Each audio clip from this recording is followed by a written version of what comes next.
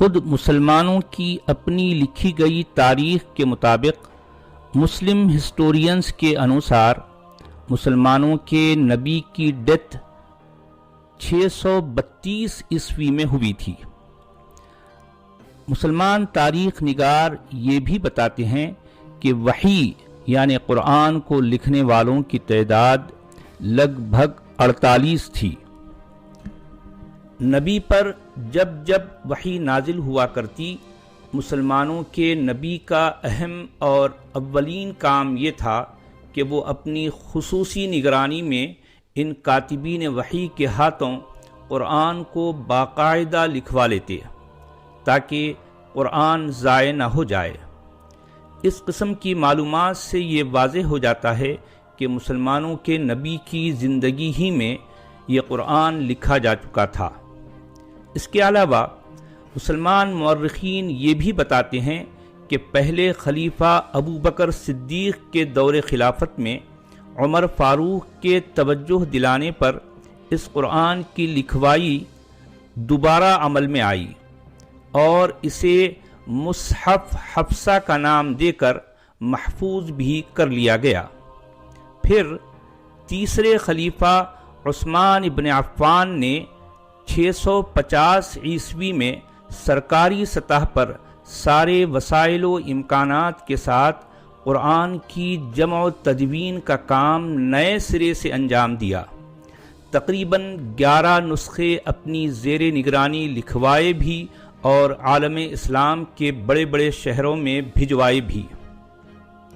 چلیں، یہ تو ہو گئیں وہ باتیں جسے مسلمان تاریخ نگار اپنی کتابوں میں جا بجا بڑے فخر سے دہراتے ہیں، مگر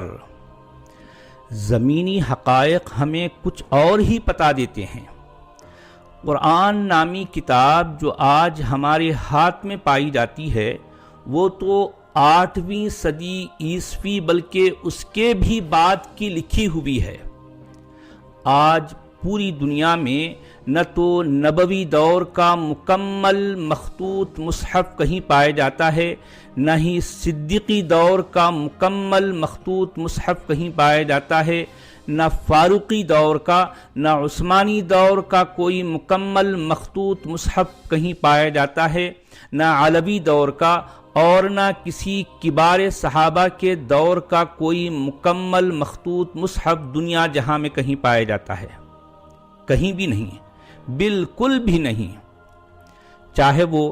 ازبکستان کے تاشقند والے مکتبۃ الادارہ الدینیہ کا میوزیم ہو،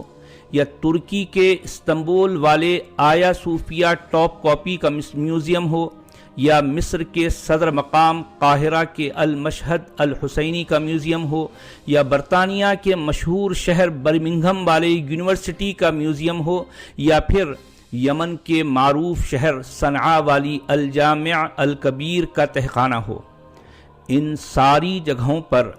جتنے کچھ نسخے اور مخطوطے پائے گئے، ان میں سے کسی بھی مخطوطے کو نہ تو مکمل قرآن کہا جا سکتا ہے اور نہ ہی ان میں کا کوئی بھی نسخہ اپنے دوسرے کسی نسخے سے حرفی و لفظی مطابقت رکھتا ہے۔ ماہرین مخطوطات کے مطابق باہم دیگر ان تمام نسخوں میں ہزاروں فروق و اختلافات پائے گئے۔ جی ہاں،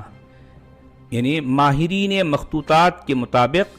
باہم دیگر ان تمام نسخوں میں ہزاروں فروق و اختلافات پائے گئے۔ مزید برآں سب سے بڑی بات یہ کہ دنیا بھر میں آج کسی بھی مقام پر کوئی بھی قدیم ترین مخطوط مصحف 8ویں صدی عیسوی سے پہلے کا نہیں پایا جاتا۔ جی ہاں،